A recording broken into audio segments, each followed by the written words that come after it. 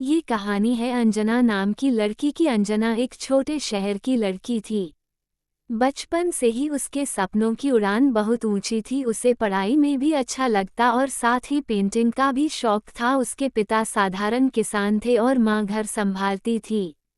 घर की हालत अच्छी नहीं थी, लेकिन अंजना की आंखों में हमेशा बड़े सपने चमकते रहते। अंजना को पढ़ाई से बहुत प्यार था, पर पैसों की कमी अक्सर उसके रास्ते में आ जाती। कॉलेज जाने के लिए कई बार पैदल चलना पड़ता। किताबें खरीदने के लिए माँ अपने गहने तक गिरवी रख देती। लोग गांव में अक्सर कहते, लड़कियों को इतना पढ़ाकर क्या करोगे, शादी करके घर ही तो संभालना है।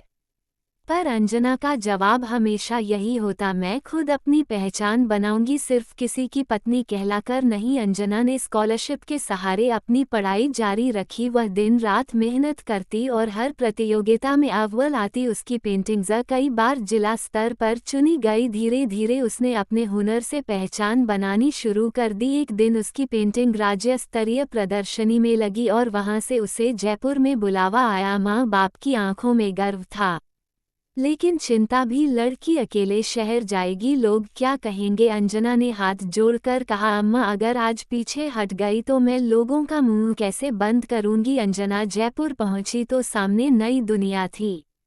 छोटे से गांव की लड़की को बड़े शहर की भागदौड़ ने हिला दिया। किराया, पढ़ाई और पेंटिंग का खर्च सब संभालना मुश्किल था। कई बार भूखी रहकर भी उसने टाइम काटा। वह रात रात भर पेंटिंग बनाती और सुबह कॉलेज जाती। धीरे धीरे उसकी मेहनत रंग लाने लगी। एक नामी आर्ट गैलरी ने उसकी पेंटिंग खरीदी। पहली कमाई लेकर उसने सबसे पहले माँ को फ़ोन किया, अम्मा अब आपको कोई गहना गिरवी नहीं रखना पड़ेगा। अंजना की पहचान अब बढ़ने लगी थी, लेकिन एक हादसे ने उसकी जिंदगी बदल दी। एक सड़क दुर्घटना में उसके पिता का निधन हो गया। वह टूट गई। पिता हमेशा कहते थे, मेरी बेटी एक दिन नाम रोशन करेगी। अंजना ने आंसू पोंछे और ठान लिया कि अब और पीछे नहीं हटना। उसने पिता की याद को अपनी ताकत बना लिया। कई साल की मेहनत के बाद अंजना की पेंटिंग्स अंतर्राष्ट्रीय प्रदर्शनी तक पहुंची। उसे विदेश से सम्मान मिला। गांव की वही लड़की जिसे कभी लोग कहते थे, लड़कियों को इतना पढ़ाकर क्या करोगे, अब अपने गांव का नाम पूरी दुनिया में चमका रही थी। जब अंजना अपने गांव लौटी तो वो लग्जरी कार में थी।